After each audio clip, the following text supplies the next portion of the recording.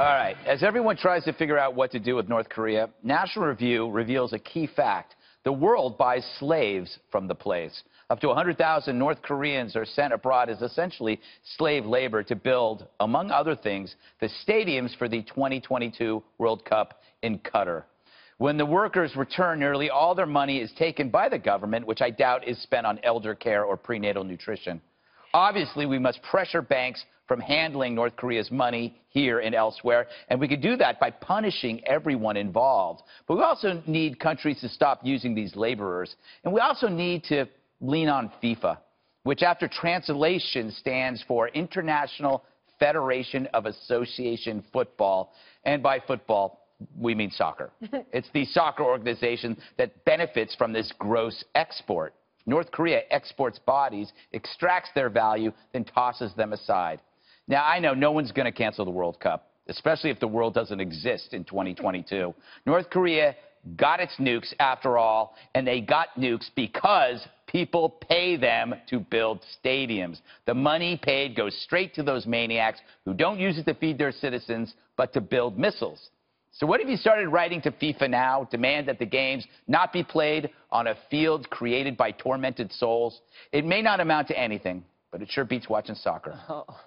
Actually, I like playing soccer. Played it for 8 years, but I don't like watching it, and it's not enough stuff's going on for me. But I do like playing it. By the way, I just want to point out that this morning was Otto's funeral in Wyoming, Ohio. It was open to the public but closed for the press. Meanwhile, North Korea is still amassing weapons, Jesse, at a testing site. Do you think Donald Trump is planning something? Well, I think from that tweet that he just tweeted out, I think it was yesterday, where he said, you know what, China tried, too bad it didn't work. I think what that does is shows that Trump is the unpredictable one. Because the last thing that China wants is some sort of destabilizing strike on the North that creates downward migration pressure on their borders. They don't want that at all. So I think that's going to motivate the Chinese to do something. Mattis and Tillerson are over there meeting with their counterparts. The South Korean president's going to meet with Trump next week. I think, you know, there are some things you can do. There's steel import tariffs that we can do. You know, China has to crack down on some cyber situations, on money laundering. We were in the green room, Dana and I, and we were looking at some thing on television that China still has a dog meat festival, and I think they eat dogs. It's this big thing. I want the president to tweet about it. If the president tweeted about that, I mean, how embarrassing would that be for the Chinese to bring that much attention to that? That's another way to create. But they're not embarrassed because the dogs are there. It would be like India going, look at America eating cows. I think it would be a little bit embarrassing if Trump tweeted about that. By the way, I thought that you made a really great point, and so I just want to stop and say yes. Wow. That when you go after their assets, right now we go after the assets of the Cubans, we go after the assets of the Iranians, we go after everybody's assets, but I don't think we are, in specific, going after even Russians. We don't go after the assets of the rich, the people who are benefiting at the upper level of North Korean life. Yeah. I think that we should, that President Trump could do some outside-the-box thinking because the containment policy isn't working. But what if the president led worldwide sanctions against countries that take these North Korean workers? Right. Like punish them, because there are no real labor protections in other Gulf countries either. I mean, there's terrible conditions, it's dirt cheap labor, and they live terrible lives.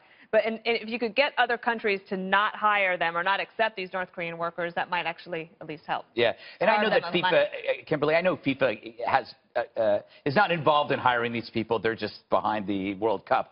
But to let them know that they're playing there, if you go to FIFA.com.